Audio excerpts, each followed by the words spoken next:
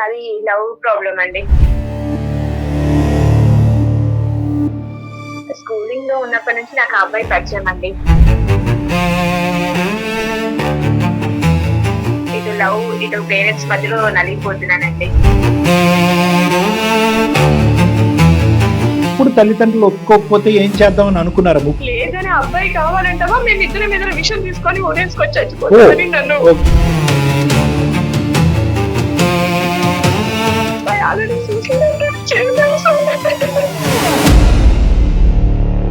Emotions తోని, black mail తోని సూసైడ్లుగా ఎవరో చచ్చిపోతారు అనేటటువంటి బేస్ మీద నిర్ణయం తీసుకోవటం అనేటటువంటిది తాత్కాలికంగా మనం విరమించుకుందామా? డెత్ అనేటటువంటి పాయింట్ ఆఫ్ వ్యూలో ఎవరో చచ్చిపోతారు కాబట్టి నేను ఒక నిర్ణయం తీసుకుంటున్నాను అంటే ప్రాణాలు ఇంపార్టెంట్ కాదా డాక్టర్ గారు అంటే కనుక మధ్యలో అసలు నలిగిపోతున్నాను, నా వల్ల కావట్లేదు.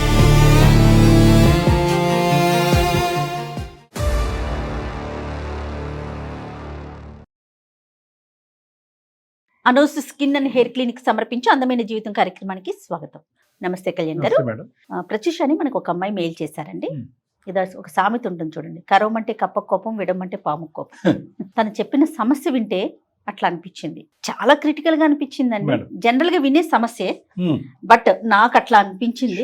ఒకసారి మీ ముందు పెడతాను, ప్రత్యూషతో మాట్లాడతానండి, కాల్ చేస్తాను తప్పకుండా.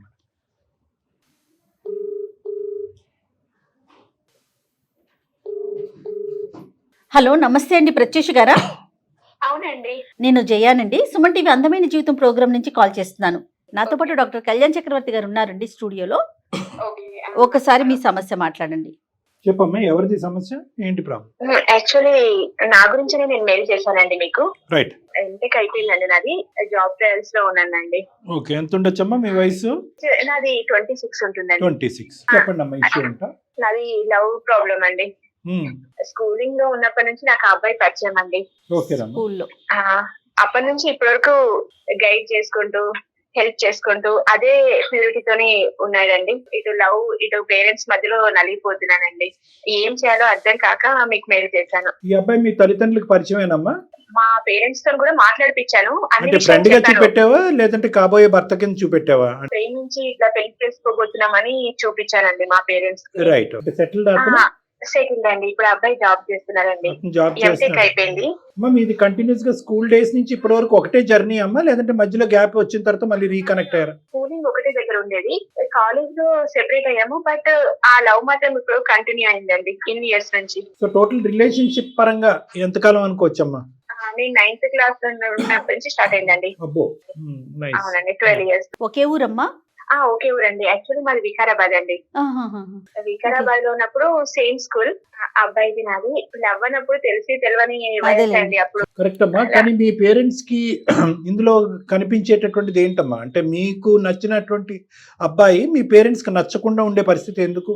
అంటే వాళ్ళు ఫైనాన్షియల్లీ కొంచెం వీక్ అండి. వాళ్ళు అబ్బాయి వాళ్ళు అక్కడ ఎకనామికల్ సిచ్యువేషన్ చూస్తున్నారండి మా పేరెంట్స్. ఒకటి ఫైనాన్సెస్, ఇంకా అమ్మా క్యాస్ట్ ఫీలింగ్ అండి.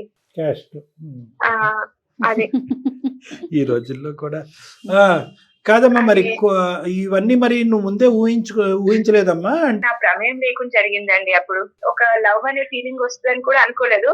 అది గ్రాడ్యువల్ గా మా మధ్యలో ఉన్న అండర్స్టాండింగ్ తో అలా పెరుగుకుంటూ పోయింది. ఒక్కసారి కూడా అంటే నాకు ఇంకా ఏ అబ్బాయిని చూసినా కూడా ఆ ఫీలింగ్ రాలేదు, అతనికి అమ్మాయిని చూసినా కూడా రాలేదండి. అలా కదమ్మా, నేను అడిగేది ఏంటంటే కనుక క్యాస్ట్ అనేటటువంటిది మీ ఫ్యామిలీలో ఒక పెద్ద సబ్జెక్టు, ఇది ఒక ఆబ్స్టికల్ కింద మారుతుంది మన మ్యారేజ్ వరకు వెళ్ళటానికి అనేది నువ్వు గెస్ చేయలేదా?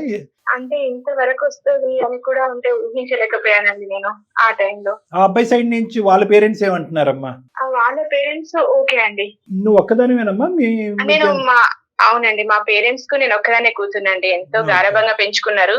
అంటే అబ్బాయి సెటిల్ అయిపోతే ఈ క్యాస్ట్ అంతా ప్రాబ్లం రాదేమో అనుకున్నాను సార్, అర్థం చేసుకుంటూ అనుకున్నాను. ప్రేమలో ఉండేటటువంటి ప్రధానమైనటువంటి ఒక ముఖ్యమైనటువంటి అంశం గుర్తుపెట్టుకోవాల్సింది ఏంటంటే అజంప్షన్స్ చేస్తాం, ఎస్యూమ్ చేసుకుంటాం.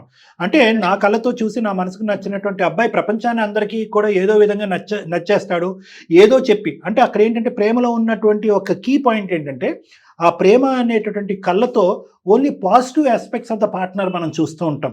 మంచి ఉద్యోగం, మంచి మనసు, అంటే మంచి ఉద్యోగం, మంచి మనసు, మంచి క్యాస్ట్ అనేటటువంటిది మీ పాయింట్ ఆఫ్ వ్యూ.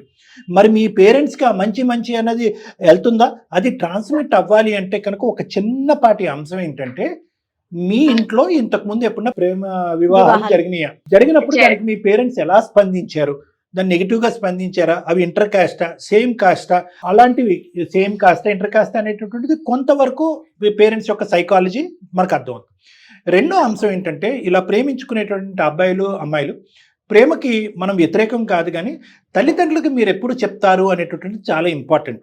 రెండు కారణాలు. ఒక కారణం ఏంటంటే కనుక పేరెంట్స్కి ముందుగానే చెప్తే కనుక we have not been betrayed so much అనేటటువంటిది తల్లిదండ్రులకు అర్థం అవుతుంది. అరే మా వెనకట్లో వెన్నుపోటు పొడుస్తుంది మన అమ్మాయి, మనకి తెలియకుండానే ఒక ప్రేమ కథని అనేటటువంటిది 4-5 సంవత్సరాల పాటు నడిపించింది అనేటటువంటి బిటర్ ఫీలింగ్ అనేది పేరెంట్స్కి రాకుండా ఉంటుంది. ఇది number 1.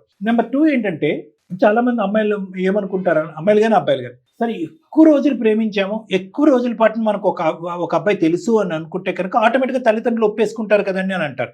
No, that doesn't work there అమ్మా. ఎందుకంటే తల్లిదండ్రులకు ఎప్పుడు కూడా ఏంటంటే వాళ్ళ యొక్క సైకలాజికల్ కాన్సెప్ట్ ఏంటంటే, మాకు మా అమ్మాయి ఎంత బాగా తెలుసో మా అమ్మాయికి మేము అంత బాగా తెలుసు. ఎప్పుడు కూడా ఏంటంటే ఈ టైం గ్యాప్ అనేటటువంటి డిస్టెన్స్ వీలైనంత వరకు తక్కువగా ఉంచితే కనుక మనస్పర్ధలు, మిస్అండర్స్టాండింగ్స్ అనేవి తక్కువ ఉంటాయి.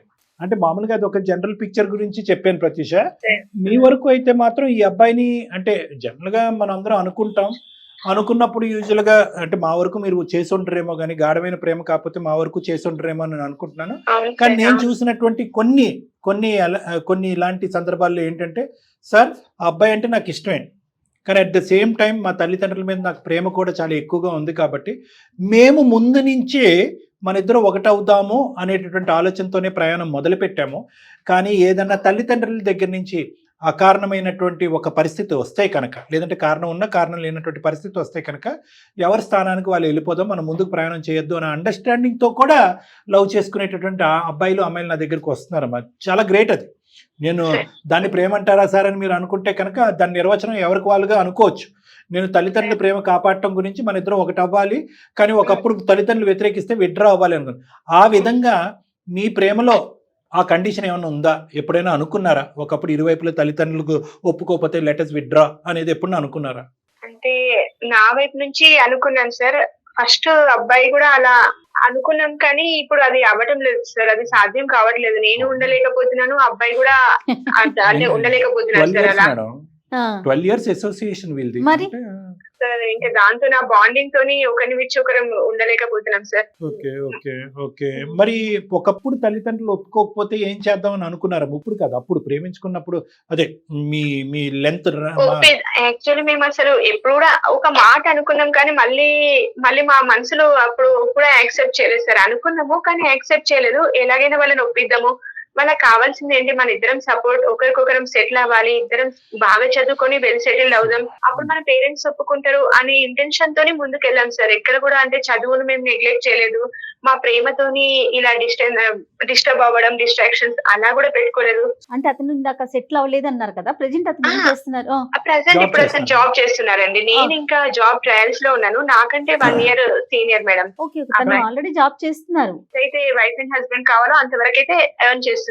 నువ్వు చెప్పేది ఏంటంటే, మీ పేరెంట్స్ కి ఇక్కడ ప్రధానంగా నచ్చంది క్యాస్ట్ ఒకటైతే కనుక, రెండోది ఫ్యామిలీ ఫైనాన్షియల్ బ్యాక్గ్రౌండ్ నచ్చట్లే కదమ్మా. ఈ అబ్బాయి వరకు ఓకే, సంపాదిస్తున్నాడు, అన్ని చేస్తున్నాడు. మీ మొత్తం జర్నీలో ప్రతిష ఎప్పుడైనా కూడా డిస్టెన్స్ పెరగటము, బ్రేకప్ అవటము, మళ్ళీ రీయూనైట్ అవటం ఎప్పుడైనా జరిగిందా? అలా చిన్నవి జరిగినాయి, కానీ అంత డిస్టెన్స్ ఉండి, బ్రేకప్ ఉండి, మిస్అండర్స్టాండింగ్స్ కూడా ఎప్పుడు రాలేదండి. Just trying to understand the strength of your bond అమ్మా. అంటే ఎంత బలం ఉంది మీ బాండ్ లో, ఏ మాత్రమైనా కూడా ఆ బాండ్ ని, అంటే పేరెంట్స్ గురించి అవనివ్వండి, ఇంకో కారణం గురించి అవనివ్వండి, పరువు అంటారు, ప్రతిష్ట అంటారు, ఇంకా చాలా ఉంటాయి ఈ సబ్జెక్ట్ లో. మళ్ళీ నేను ఇప్పటి వరకు straight forward response, straight forward solution చెప్పనటువంటి కేసెస్ ఏమన్నా ఉన్నాయంటే ఇలాంటి యుద్ధమే.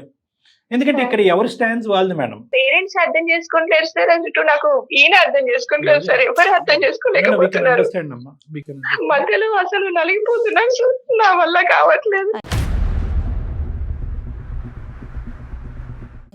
అందుకని ఏం చేయాలో అర్థం కాక మీకు మెయిల్ పెట్టారు. అంటే నేను ఇలా అడగకూడదమ్మా. ఇక్కడ ఈ స్థానంలో కూర్చుని పేరెంట్స్ కి వ్యతిరేకంగా వెళ్ళి పెళ్లి చేసుకోవాలని మీరు ఇద్దరు ఎప్పుడు అనుకున్నారు?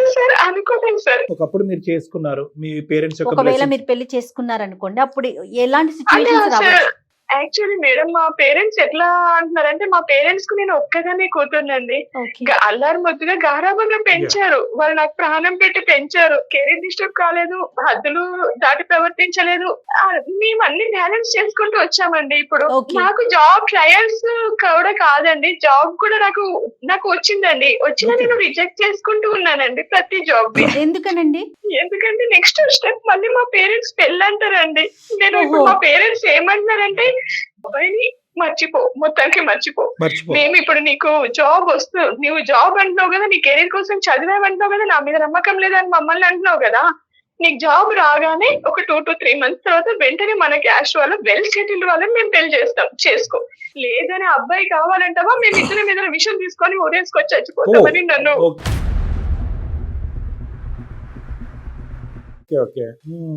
ఇటు అబ్బాయి సరే మనం విడిపోదామా, మరి పేరెంట్స్ కోసం మనం ఇంకా వేరే చేసేది లేదంటే అబ్బాయి ఆల్రెడీ సూసైడ్ చేశారు. ఈ అబ్బాయి కూడా అలాగే చేస్తున్నాడమ్మా.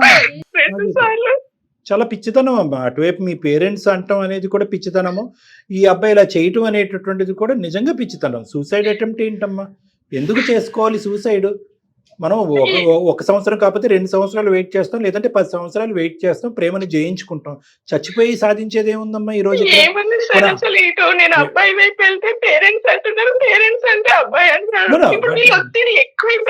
అమ్మా నేను ఒకటైతే చెప్తానమ్మా, ఇక్కడ పేరెంట్స్ అంటే కనుక వాళ్ళు ఉండేటటువంటి స్థానంలోంచి ఈ రోజు ఉన్న ఒక్కగానొక్క కూతురు బయటకు వెళ్ళిపోతుంది, ఎవరో తెలియని మా అబ్బాయిని పెళ్లి చేసేసుకుంటుంది, లేదంటే తెలిసిన అబ్బాయి కానీ వాళ్ళ మనసుకు నచ్చినటువంటి అబ్బాయిని చేసేసుకుంటుంది అనే దాంతో మేము చనిపోతాం అనేటటువంటి మాట చాలా కామన్గా అంటూ ఉంటారు. సరే పేరెంట్స్ నిజంగా అలా చేస్తే కనుక చచ్చిపోతారా లేదా అనేది వేరే విషయం, కానీ దాని గురించి ఈరోజు కుటుంబానికి మనుషులకి డిఫరెంట్గా ఉంటుంది. కానీ ఈ అబ్బాయి కూడా ఒక పక్క నుంచి మీరు తల్లిదండ్రుల్ని పెట్టేటటువంటి ప్రెషర్ నుంచి అల్లాడిపోతూ ఉంటే కనుక నిన్ను గాఢంగా ప్రేమించి 12 సంవత్సరాల పాటు ప్రేమించినటువంటి అబ్బాయి కూడా నువ్వు నన్ను పెళ్లి చేసుకోకపోతే నేను కూడా చచ్చిపోతానని చెప్పి ఒక అడుగు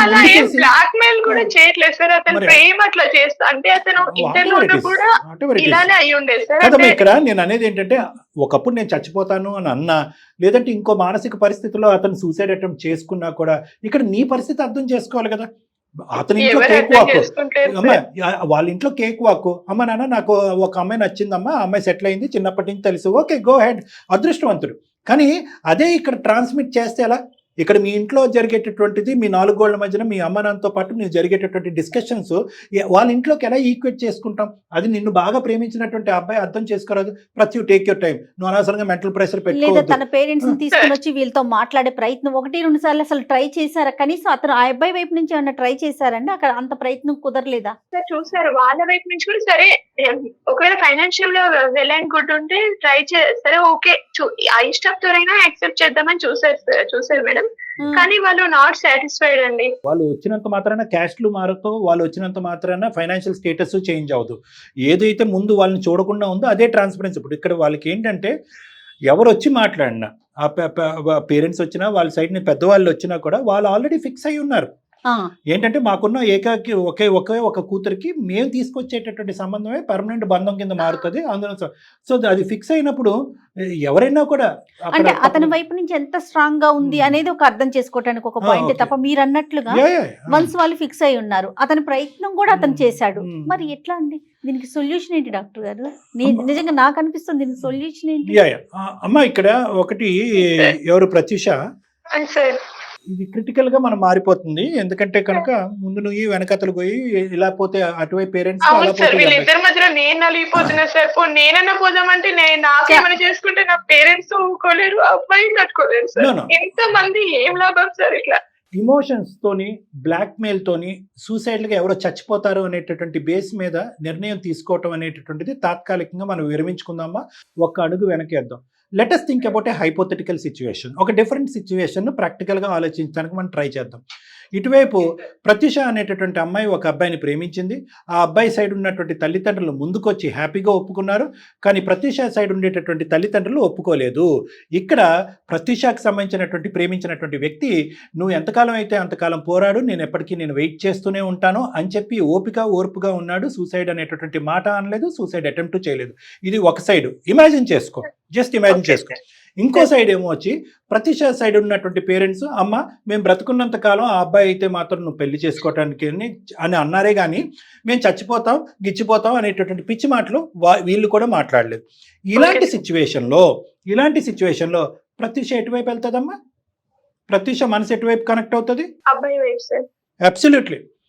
ఇక్కడ ఏంటంటేనమ్మా, ద థింగ్ ఈస్ డెత్ అనేటటువంటి పాయింట్ ఆఫ్ వ్యూలో ఎవరో చచ్చిపోతారు కాబట్టి నేను ఒక నిర్ణయం తీసుకుంటున్నాను అంటే ప్రాణాలు ఇంపార్టెంట్ కాదా డాక్టర్ గారు అంటే కనుక ఆ ప్రాణాలని ఏ విధంగా కాపాడాలి అనేటటువంటి అంశం నేను తర్వాత చెప్తాను. ఫస్ట్ మనసుకు సంబంధించినటువంటి విషయాలు మాట్లాడుకుందాం. ఇదే థ్రెట్తో చాలా మంది ఇళ్లల్లో పెద్దవాళ్ళు తెలిసి మాట్లాడతారా, తెలియక మాట్లాడతారా, పరువు గురించి మాట్లాడతారా, ప్రతిష్ఠ గురించి మాట్లాడతారని చెప్పి. ప్రేమించినటువంటి అబ్బాయిలో మంచి క్వాలిటీస్ ఉండి ఆ బాండ్లో ఒక రిలయబిలిటీ ఉండి నలుగురికి నచ్చేటటువంటి విధంగా ఉంటే కనుక caste will become a micro incident అమ్మ. దాని గురించి పెద్ద పట్టించుకోకర్లేదు. అదే విధంగా ఫైనాన్షియల్ బ్యాక్గ్రౌండ్, కొంతమంది అమ్మాయిలు కానీ అబ్బాయిలు కానీ ఈ క్రైటీరియా ఏమి చూడకుండా ఏదో లవ్ ఎట్ ఫస్ట్ సైట్ అన్నట్టుగా ఎవరో ఒకరిని ఒక అనామికుడిని పట్టుకుంటారు, ప్రేమిస్తారు.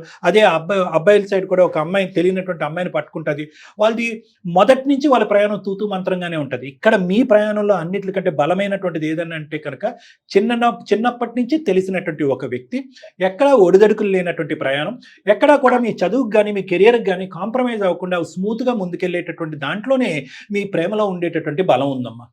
కాబట్టి ఇక్కడ పేరెంట్స్కి ఏదైనా అవుతుంది, ఆ అబ్బాయికి ఏదైనా అవుతుంది అనే దానికంటే ఫస్ట్ ప్రేమించినటువంటి ప్రేమలో బలం ఉంది, నమ్మినటువంటి వ్యక్తిలో చాలా గుడ్ క్వాలిటీస్ ఉన్నాయి, నన్ను సుఖపెడతాడు, నన్ను హ్యాపీగా చూసుకుంటాడు, నాకు ఒక సెక్యూరిటీ ఉన్నప్పుడు దాని మీదే ఉండాలి. ఎందుకు నేను అలా అంటున్నాను అంటే కనుక ఈరోజు భయపడ్డావు, పేరెంట్స్ థ్రెట్ చేశారు, చచ్చిపోతామన్నారు, చేసేసుకుంటారు, వేరే అబ్బాయి ఎవరినో తీసుకొస్తారు, ఈ అబ్బాయి దారిని ఈ అబ్బాయి చదువు. కానీ ఎంతవరకు నువ్వు సుఖపడతావమ్మా? ఎంతవరకు హ్యాపీ అవుతావు? కరెక్టే. పేరెంట్స్ యొక్క ప్రాణాలని నేను కాపాడాను, పేరెంట్స్ ప్రాణాలను కాపాడినటువంటి ప్రత్యూష అంటే పెళ్లి చేసుకోవటం అనేది కేవలం పేరెంట్స్ ప్రాణాలు కాపాడటం గురించేనా? ఇప్పుడు మా పేరెంట్స్ తో ఎన్ని ఇయర్స్ ఉన్నానో ఈ అబ్బాయితో కూడా అన్ని ఇయర్స్ జర్నీ అయింది సార్. నాకు ఇద్దరితో ఈక్వల్ అయిపోయింది ఇయర్స్ నేను జర్నీ చేయడం అనేది.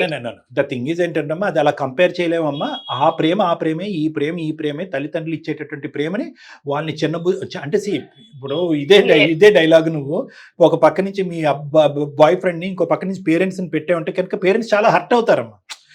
ఎందుకంటే ఇప్పటికీ కూడా ఎక్కడ కూడా మీరు మీ పేరెంట్స్ను ఒప్పించేటటువంటి ప్రయత్నంలో ఎక్కడ కూడా వాళ్ళ దగ్గర నుంచి వచ్చినటువంటి ప్రేమ కానీ వాళ్ళు నిన్ను చూసుకుని ఇక్కడ వరకు ఈ స్థాయి వరకు పెంచినటువంటి దాంట్లో కానీ ఒకే ఒక కూతురుగా ప్రపంచాన్ని అంతా నీ కాళ్ళ దగ్గర తీసుకొచ్చేటటువంటి విధానాన్ని కానీ చిన్న చూపు చూసేటటువంటి ప్రయత్నం కానీ that is equal to the love I'm getting from my boy friend అనేది ఎప్పుడు మనం అనకూడదు. అది మీ మనసులో ఉంటే కనుక మీ మనసులోనే పెట్టుకోండి, మాకు చెప్తే మాకు చెప్పండి, కానీ తల్లిదండ్రుల దగ్గర మాత్రం తీసుకెళ్ళచ్చు. ఎందుకంటే కనుక ఇక్కడ తల్లిదండ్రులు మీకు అన్ని విధాలుగా సపోర్ట్ చేశారు, అట్ ద సేమ్ టైం ఈ అబ్బాయి కూడా నాకు కావాలి అనే విధంగా మనం ప్రయత్నం. సో ఇక్కడ 2 సింపుల్ పాయింట్స్ నేను చెప్తానమ్మా. ఒకటి, ప్రేమించటం పరంగా ఎటువంటి డోకా లేదు, ఆ ప్రేమలో ఎటువంటి నెగ్లిజెన్స్ లేదు, కేర్లెస్నెస్ లేదు, క్యాజువల్నెస్ లేదు, ఒక కేర్ ఫ్రీగా ఏదో ఇన్ఫాక్చువేషన్గా లవ్ ఎట్ ఫస్ట్ సైట్ కాదు, నా ప్రేమలో చాలా బలం ఉంది అనుకుంటే కనుక ఖచ్చితంగా నువ్వు ప్రేమించినటువంటి అబ్బాయి వైపే నువ్వు వెళ్ళాలమ్మా. కానీ దయచేసి దీనికి రోజులు పడుతుందా, నెలలు పడుతుందా, సంవత్సరాలు పడుతుందా అనేది నాకైతే తెలీదు. ఎందుకంటే ప్రేమ అనేటటువంటిది గెలవాలి అంటే కనుక దాంట్లో ఓపిక, ఓర్పు, సహనం ఉండాలి. మీ పేరెంట్స్ ఒప్పుకోవట్లేదు, ఇదిగో నేను చచ్చిపోతానంటే కనుక అలా వర్కౌట్ అవుతుంది. ప్రధానంగా ఆ అబ్బాయితో కూడా మనం మాట్లాడవలసినటువంటి ఆవశ్యకత ఉంది. ఈ ప్రేమ గెలవాలి అంటే కనుక ఆ అబ్బాయిలో ఓపిక చాలా important. At the same time మీకు ఆ అబ్బాయి మోరల్ సపోర్ట్ ఇవ్వాలి. ఇంతకాలం మనం ప్రయాణం చేసాం, నీకు 26 నాకు 27, ఏమైపోతుంది, ఇంకో 1 year 2 years పాటు వెయిట్ చేస్తే ఏమైపోతుంది అనేటటువంటి విధంగా ఒకరికొకరు ప్రొడక్టివ్గా సపోర్టివ్గా ఉండాలి. ఎందుకంటే రానున్న రోజుల్లో ఆ అబ్బాయి సైడ్ ఉన్నటువంటి పేరెంట్స్ ఏమంటారంటే, అరే ఇంకెన్ని రోజులు రా బాబు నువ్వు వెయిట్ చేస్తావు, వాళ్ళకైనా పౌరుషాలు బలాలు మనకు లేవా, ఇంకో ఈ సంబంధం వచ్చిందని చెప్పి వాళ్ళు కూడా ప్లేట్ ఫిరాయించవచ్చు రేపొద్దున. అలాంటి పరిస్థితుల్లో కూడా ఆ అబ్బాయి ధైర్యంగా బలంగా ఉండటం అనేది, మానసిక స్థైర్యం అనేది చాలా important. Now coming to your parents, నీ పేరెంట్స్తో నువ్వేం చేస్తావంటేనమ్మా, నీ పేరెంట్స్ని తీసుకుని మా దగ్గరికి రా, నా దగ్గరికి రా, ఓకే? ఎందుకంటే ఇది ఒక్క దెబ్బతో అయిపోయేటటువంటిది కాదు. అట్ ద ఫస్ట్ ఇన్స్టెన్స్ నేను ఏమని చెప్తున్నాను, నీ ప్రేమ గెలవాలి, నీ పెళ్లి గెలవాలి. ఎందుకంటే ఈ ప్రేమలో పెళ్లిలో ఉండవలసినటువంటి అన్ని గుడ్ క్వాలిటీస్ ఇక్కడ ఉన్నాయి. మీ పేరెంట్స్కి ఏ విధంగా నచ్చజెప్పాలి, ఏ విధంగా వాళ్ళకి ఒక కనువిప్పు చేయాలి, ఏ విధంగా వాళ్ళలో ఉండేటటువంటి ఆలోచన శైలి మార్చాలి అనేటటువంటిది ఇప్పటి వరకు ఎవరన్నా వాళ్ళతో మాట్లాడుతున్నారు అంటే కనుక ప్రత్యూష తప్ప ఎవరూ మాట్లాడట్లేదు, ఒక థర్డ్ పార్టీ. అవును. ఎందుకంటే మీ చుట్టాలకి దూరపు వాళ్ళకి ఇది ఈ సబ్జెక్ట్ లేదు గురించి ఇంకా సార్. తీసుకెళ్ళి, ఎందుకంటే పరువు లేదు. గురించి ఆలోచిస్తారు. పరుగు పోతుందని ఏది బయటికి రాలేదు సార్. నేనేం చేస్తానంటే అమ్మా, I will take up the matter of convincing your parents. మీ పేరెంట్స్ని కన్విన్స్ చేసేటటువంటి బాధ్యత నేను తీసుకుంటాను. మీ లవర్ ఎవరైతే ఉన్నారో ఆ అబ్బాయికి కొద్దిగా ఓర్పుగా ఉండాలి. ఇక్కడ డాక్టర్ గారిని జయ మేడం యొక్క సపోర్ట్ కూడా నాకు వచ్చింది. వాళ్ళు they have taken up the duty and the job to convince my parents. మా పేరెంట్స్ని కన్విన్స్ చేయడానికి వాళ్ళు ముందడుగు వేస్తున్నారు. బాబు నువ్వు ఇలా చచ్చిపోతానికి ఇచ్చిపోతాననే మాటలు నువ్వు అనొద్దు, ఎందుకంటే అలా అయితే కనుక నాకు పిచ్చెక్కి నేను డిప్రెషన్లోకి వెళ్తున్నాను, కావాలంటే నువ్వు కూడా రా డాక్టర్ గారి దగ్గరికి అని చెప్పి అతనితో సపరేట్గా ఒకసారి నా దగ్గర తీసుకొద్దిరిగా. Yes, అతని గురించి కూడా అంటే ప్రత్యూష ఇంకొక విషయం కూడా మేము బ్యాక్ ఎండ్ లో అతని గురించి కూడా ఒకసారి ట్రై అంటే ఎలాంటి వ్యక్తి ఏంటి మన టీం ప్రకారం మాట్లాడిన తర్వాత వీళ్ళ పేరెంట్స్ తో కూర్చుందాం. ఏమంటారు కళ్యాణ్ గారు? అంటే పేరెంట్స్ కి వాళ్ళని కన్విన్స్ చేయడానికి మనకు కూడా కొన్ని పాయింట్స్ ఉండాలి కదా. మంచి మాట. అదండి. ఏం ప్రత్యూష ఓకేనండి మీకు? Okay madam, okay. అంటే జయ మేడం చెప్పేది ఏంటంటే ఓన్లీ నువ్వు ప్రొవైడ్ చేసినటువంటి బ్యాక్గ్రౌండ్ ఇన్ఫర్మేషన్ తోనే మీ పేరెంట్స్ ని కన్విన్స్ చేయడం కాకుండాని మా ఎంక్వైరీస్ లో కూడా ఆ కుటుంబం గురించి కానీ, ఆ అబ్బాయి గురించి కానీ, ఆ అబ్బాయి బ్యాక్గ్రౌండ్ గురించి కానీ ఇలాంటివన్నీ మంచి తెలిసినాయండి. కాబట్టి మీరు ఎంత ఎతికినా కూడా, ఎన్ని పెళ్లి చూపులు చూసినా కూడా, ఎన్ని సంబంధాలు తీసుకొచ్చినా కూడా ఇన్ని క్రైటీరియా ఉండరు అని చెప్పి వాళ్ళని సాటిస్ఫై చేయడానికి ఒక విధంగా ఉపయోగపడుతుంది. I know it's not going to be an easy task అమ్మా, ఈజీ అయితే నేను అనుకోవట్లేదు, but let us do it that way. నాకు సపోర్ట్ దొరికినట్టు అనిపించింది మేడం మీతో మాట్లాడాక. ఏం చేస్తాను, నా లవ్ సక్సెస్ కావాలి, ప్లస్ పేరెంట్స్ కూడా యాక్సెప్ట్ చేయాలి మేడం. మనోధైర్యాన్ని పెంపొందించుకోండి, మానసికంగా బలాన్ని పెంపొందించుకోండి. దాంతో పాటు ఆ అబ్బాయితో కూడా మాట్లాడండి, ఆ అబ్బాయికి కూడా చెప్పండి, ఆ అబ్బాయికి అర్థమయ్యే విధంగా చెప్పండి. ఆ అబ్బాయికి అర్థం కాకపోతే నా దగ్గర తీసుకురండి అమ్మా. ముఖ్యంగా ఏంటంటే మీ పేరెంట్స్ ని తీసుకురండి అమ్మా నా దగ్గరికి, వాళ్ళకి నేను కన్విన్స్ చేస్తాను. ఒక 10 days అయితే మాకు టైం కావాలి, నాకు జయ మేడంకి ఒకసారి ఆ అబ్బాయి పూర్తి వివరాలని మన పూర్వాపరాలు కనుక్కోవడానికి, బ్యాక్గ్రౌండ్ చెక్ చేయడానికి. అవి చెక్ చేసిన తర్వాత మీ పేరెంట్స్ ఎదుర్కొంటే కౌన్సిలింగ్ కి నేను కూర్చుంటే అప్పుడు బాగుంటుందమ్మా. ఆల్ ది బెస్ట్ అమ్మా, గాడ్ బ్లెస్ యు. బై అమ్మా. Thank you sir. అది మేడం, అంటే కేస్ టు కేసు డిఫరెన్స్ ఉంటుంది కదా. అంతే కదా మేడం. అందరినీ మనం వీళ్ళతో కన్విన్స్ కలుపుకోలేకపోతాం. స్టార్టింగ్ లో నేను చెప్పాను కదా జయ మేడం, దీనికంటూ ఒక సొల్యూషన్ ఒక 50 years తర్వాత కూడా ఇది డైలమా సిచ్యువేషన్. అవునండి, అవును. ఎందుకంటే ప్రేమ అనే సబ్జెక్టు 2 generations మధ్యన ఉండే కాన్ఫ్లిక్ట్. వాళ్ళు ప్రేమకు ఒక నిర్వచనం చెప్తారు, తల్లిదండ్రుల ప్రేమ అని చెప్తారు, వీళ్ళకి ఒక నిర్వచనం చెప్తారు. వీళ్ళు వెస్టర్నైజర్ గా అడ్వాన్స్డ్ గా మాట్లాడతారు, వాళ్ళు ఇంకో విధంగా మాట్లాడతారు. వాళ్ళు క్యాస్ట్ ఫైనాన్సెస్ చూస్తారు, వీళ్ళు ప్రేమ మనిషిని చూస్తారు. వాళ్ళు ఏమొచ్చి మంచి సంబంధాలు బ్యాక్గ్రౌండ్లు చూస్తారు, వీళ్ళు ఏమొచ్చి ఇంత డ్యూరేషన్ పాటు తెలుసు, ఇంత డ్యూరేషన్ పాటు తెలుసు అనేటటువంటి సబ్జెక్ట్ మాట్లాడతారు. కాబట్టి అసలు అంటే నేను ఎందుకు అంటున్నానంటే అందమైన జీవితానికి ఒక లెటర్ రాగానే ప్రేమించిన ప్రతి ఒక్కరు కలిసిపోతారను అట్లా అనుకోవద్దు దయచేసి. ఎందుకంటే ప్రత్యూష కేసు వేరు, ఎవరికి వాళ్ళు యూనిక్ కదా. అండ్ అందుకని బ్యాక్ ఎండ్ లో మనం కూడా ఒకసారి చూసి ఎలా ఉందో దాన్ని బట్టి మనం ఫార్వర్డ్ గా ముందుకు వెళ్దాం. రైట్ అండి, థ్యాంక్ యూ, నమస్తే.